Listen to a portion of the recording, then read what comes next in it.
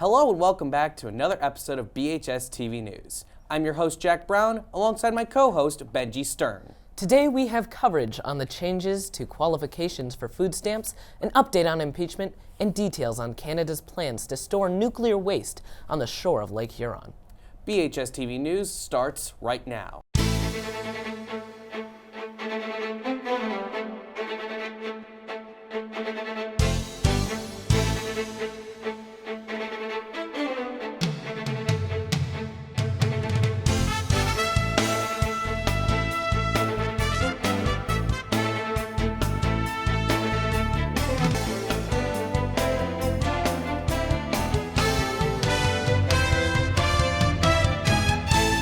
The Department of Agriculture gave final approval for the Trump administration's 3 new rules that are ultimately expected to cut more than 3 million people from food stamp rolls.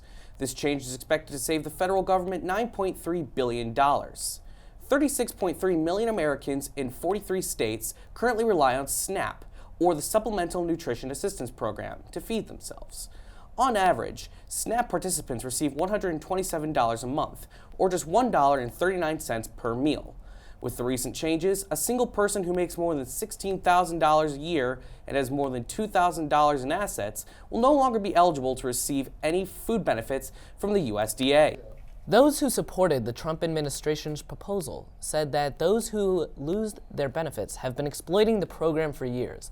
But according to Diane Schazenbach, an economist and director for the Institute for Policy Research at Northwestern University, the people most likely to be hurt by this change in the SNAP program would be low-income, working-class families and individuals. Since everyone knows politics is not a good dinner table discussion for the holidays, you may be interested in other ways to stay occupied over the break. Alex Beauvais and Christian Wooler went out in the field to discover some new activities that are sure to bring a little joy this season. Hi, I'm Alex Beauvais from BHS-TV News, and today I'm going to show you some fun wintertime activities that you can do at home. You could watch some movies by the fire, snuggle up with some friends, and enjoy a hot chocolate.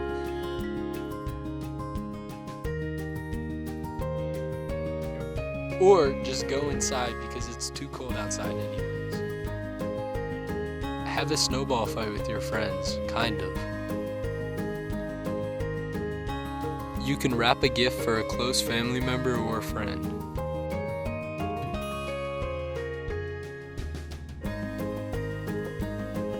You could make a gingerbread house. It might be a good idea to use real gingerbread though, instead of cardboard. Thanks, Alex and Christian. Many are starting to take notice of a connection between our local weather and climate change, especially during the winter here in Michigan. Frustration continues as the major world polluters failed to reduce their carbon footprints at the COP25 Global Summit in Madrid. Simon Abohosira has the details in his special report. Thank you, Benji. UN climate talks ended December 15th after 14 days of delegates debating, 2 more days than originally scheduled. With this being the only debate regarding rules for international carbon markets for a year, it's safe to say there were a lot of expectations surrounding these talks. Unfortunately, not one person's expectations were met, as the talks ended with negotiators postponing debate about this topic for next year. UN Secretary General Antonio Guterres said he was disappointed by the meeting's outcome and went on to explain the international community lost an important opportunity to show increased ambition on mitigation, adaptation, and finance to tackle the climate crisis. I'm Simon Abohosira, and this is the special report for BHS-TV News. And today we will be recapping the UN climate meeting in Madrid. Climate change, specifically carbon emissions, has been a pressing matter for quite some time now, but it is becoming clearer and clearer each day that if we wish to live on this earth, we need to do something about it, and soon. In 2015, the Paris Accord established the common goal of keeping temperature increases below 2 degrees Celsius, ideally 1.5 degrees, by the end of the century. As it stands right now, the world is on track for a 4-degree-Celsius rise, with potentially dramatic consequences for many countries, including rising sea levels. The final declaration at the meeting on Sunday cited an urgent need to cut planet-heating greenhouse gases in line with the goals of the Paris Accord. However, that's basically all that was established throughout the entirety of the UN talks. The declaration fails to explicitly demand any new or bolder restrictions on greenhouse gas emissions, ignoring hundreds of environmentalists and scientists preaching otherwise. Ultimately, the only thing that anyone could remotely agree on was giving financial aid to poor countries affected by climate change, despite strong resistance from the United States to any clause holding big polluters liable for the damage caused by their emissions. Countries agreed 4 years ago to funnel $100 billion per year by 2020 to assist developing nations, but so far nowhere near that amount has been raised. While the European Union agreed to become carbon neutral by mid-century 2 weeks ago, they failed to set any new rules or even sway the conversation at the UN summit to reducing emissions. The United States will be excluded from most further discussion after President Donald Trump announced the country's withdrawal from the Paris Accord, a process that comes into force November 4th, 2020. What's especially worrying about this last climate meeting and the U.S.'s lack of effort to fight climate change is that it is painfully clear that the world simply is not doing nearly enough to combat the issue that is our climate's rapid changing. Scientists believe that the longer we wait to act on this issue, the harder it is going to be to solve. According to Johann Rockstrom, director of the Potsdam Institute for Climate Impact Research near Berlin, emissions need to be cut in half by 2030, and net zero emissions need to be a reality by 2050. He said achieving this is possible with existing technologies, and within our current economy, the window of opportunity is open, but barely. This has been the special report from BHS-TV News. I'm Simon Abohasira. Thank you, Simon. Very insightful. Let's hope that change comes soon. Back at home, House Democrats announced last Monday that they will be moving forward with the two articles of impeachment, abuse of power and obstruction of Congress. This comes after another week of hearings featuring constitutional law experts who were asked to testify by both Democrats and Republicans. After more than 2 months of investigations by U.S. congressional committees on the Ukraine matter, in which President Trump is accused of using his political position to influence the Ukrainian government. This claim comes after Trump held up congressionally approved military aid to Ukraine in July. Representative Schiff of California, chairman of the House Intelligence Committee, who oversaw a Ukraine investigation, dismissed complaints that the House was moving rather quickly towards impeachment. In his statement Tuesday, he said, "The argument, 'why don't you just wait?' amounts to this. Why don't you just let him cheat one more election? Why not let him cheat just one more time? Why not just let him have foreign help just one more time?" The House Judiciary Committee plans to recommend the two articles of impeachment to the full House for final approval before the end of the year. If the House votes favorably on the articles, President Trump will stand to face a trial in the Senate as early as January. As the new year rolls around, Bloomfield Hills schools are lucky to introduce a new superintendent, Mr. Patrick Watson. Cole Buick sat down to interview Mr. Watson. Let's take a look. Bloomfield Hills has selected a new superintendent, chosen by the school board on Thursday, December 5th. Selected out of a myriad of candidates, he looks to make his impact on the district as profound as possible. We decided to sit down with Mr. Watson and several faculty members to learn more about him and his plans for the district. Fortunately, I've known Pat Watson for a number of years. He's an outstanding principal at West Bloomfield High School, and he'll be a great addition to our district. He's very talented, very student-centered, and I know he'll be committed to continue to move this district forward. He is a different human being, all in his own category. He is not afraid to do what is right when it needs to be done. He's constantly trying to evolve with the kids, with the community, with the environment in which he's working. And I really hope that he can bring those positive aspects with him to a place like this. He'll be able to create something very wonderful for all of us. After hearing so many positive things about him from the school's faculty, we were excited to meet him. He tells us about how he is going about the position, slightly different than the past superintendents. But I'd like to be able to spend more time in the schools with the students. That's the background I'm coming from, where I'm spending day to day with students. So my goal is as often as possible to start my morning in a building and then end my day in the building as well. Mr. Watson wants to change how we teach our kids in Bloomfield Hills. Seeing it from the student's perspective and not being stuck in that, well, we've always done it this way. You know, kind of like you do as a parent. You know, you ask your parents, well, why do I have to do it? Because I told you. Well, I had to do that as a kid. That doesn't make it right. It doesn't make it the best thing possible. So looking through a lens of how can we actually improve something that's already good? Take it from good to great. Mr. Watson told us about some of his experiences with the students. So there's this huge process that took place, right? And I was relaxed, interviewing from the board, no big deal. The toughest questions came from the student body. And then if I gave an answer and they wanted more, they would follow up with a little bit more after that. And I felt that was great, that they felt so comfortable that they could ask the adult whatever question they wanted. And if they weren't happy with the answer, or they felt like they didn't get enough information, they would then ask the next question after that. He talked about his short-term plans, which mostly consist of getting involved in the community.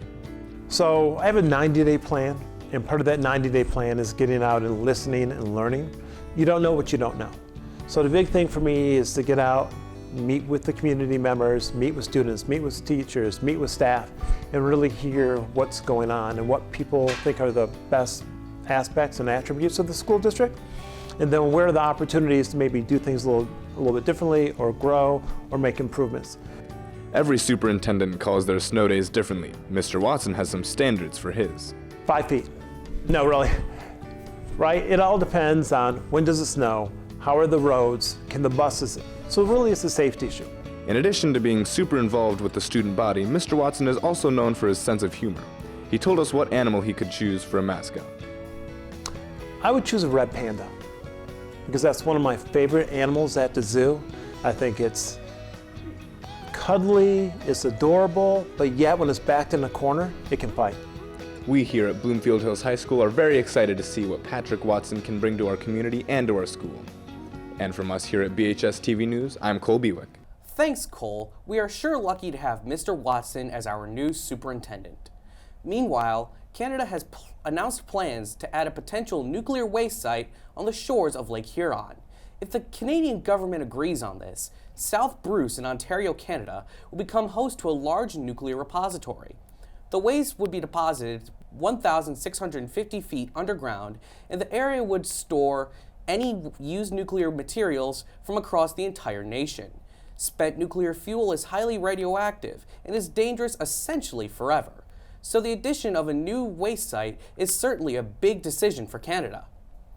Interestingly, the U.S., in its consideration for a similar underground repository, had plans stalled by the Federal Court of Appeals in 2004, when the EPA ordered that any plans to store nuclear waste must protect the people and the environment in the surrounding area for as long as the fuel rods are irradiated. So, at least 1 million years. Michigan's Democratic senators were among those expressing alarm that Canada is considering putting its most dangerous waste along the shores of the Great Lakes. Senator Stabenow stated on the matter that Canada has much at stake in protecting the Great Lakes as we do, and questioned the justification for a nuclear waste site so close to Lake Huron. Our days are getting shorter and months getting colder. Some lose interest in the outdoors this time of year, but Nick Mahacek says that there's still fun to be had. Nick's here to bring you all the tips to not only have fun while indoors during the winter, but staying safe as well. I'm Nick Mahacek from BHS-TV News. Today I'll be bringing you safety tips on how to stay safe during the winter holidays. Whether it be cooking, decorating, or going out in the cold weather, we all make mistakes, and today I'll be showing you how to prevent them.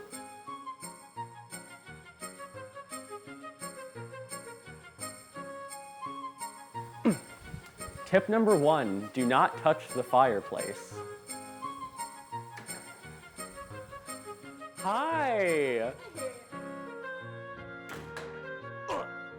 Tip number 2, open the door for your guests. Tip number 4, be careful with hot liquids. Ow! Tip number 5, make sure to dress warmly for the winter weather.